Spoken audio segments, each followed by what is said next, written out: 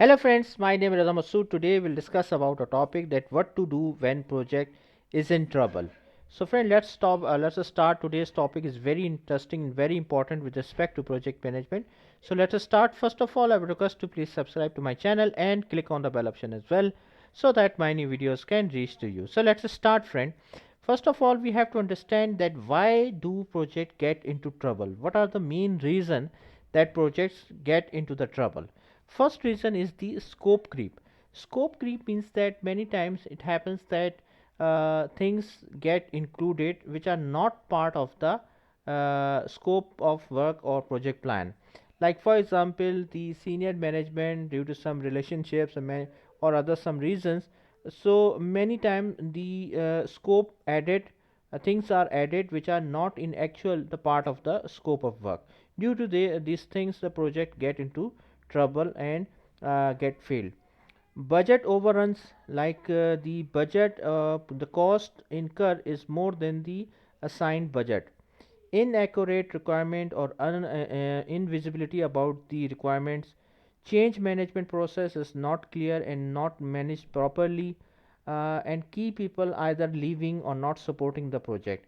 So these are the very biggest reason due to which project gets into the trouble, or they have to we have to face the failure. So first of all, we have to estimate, or we have to assess the current status of the project.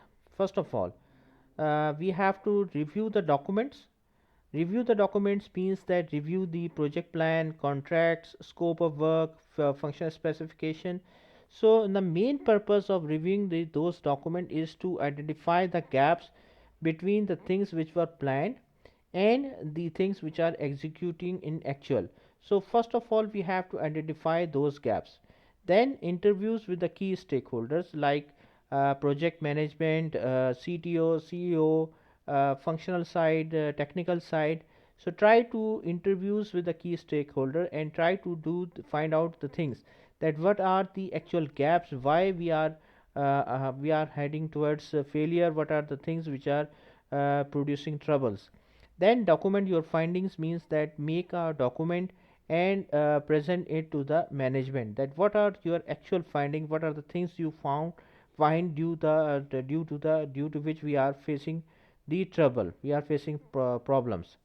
Then the recovery plan, that how will you recover, how will you fix those things. This is the another phase or another approach.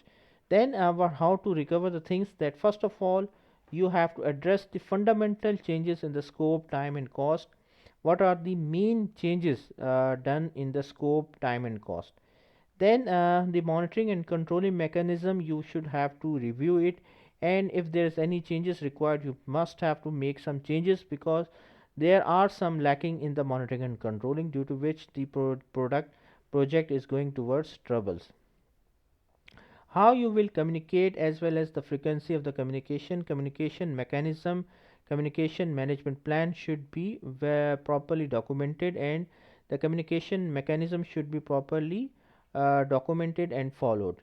The ways you will improve team morale, obviously when we are facing troubles, when we are facing failures, so team morale is very low. So you have to find out the ways through which you can give the confidence to the team so that their morale could be higher. Then establish and control the project schedule. Project schedule means that, for example, the things which you are going to deliver in 2 months or 3 months, so you have to you have to revise the project schedule. Reporting requirements should be properly done, like you will do the status reporting on weekly basis, you will do the steering committee meetings on a monthly basis. So these things should be properly followed. Actively managing the risk and issues, like whatever the risk and issues you are finding, you have to follow it. You have to identify it. Also you have to properly document the response planning against the risk and issues as well.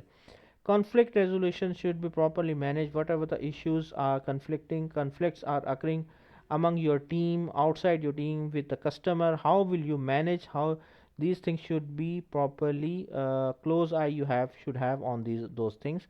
Project tolerance and metrics means that the quality metrics which you have developed, The tolerances means that, for example, at what time, at what level you can tolerate the schedule, some delays, some over budget, some cost factors. So tolerance factors, quality metrics should be properly documented and properly reviewed and followed accordingly. So friend, thank you, thanks a lot for your time, and that's all from my side. I hope you like this video. If you like, please share it with your friends and colleagues, and thanks for watching the video. Thanks a lot.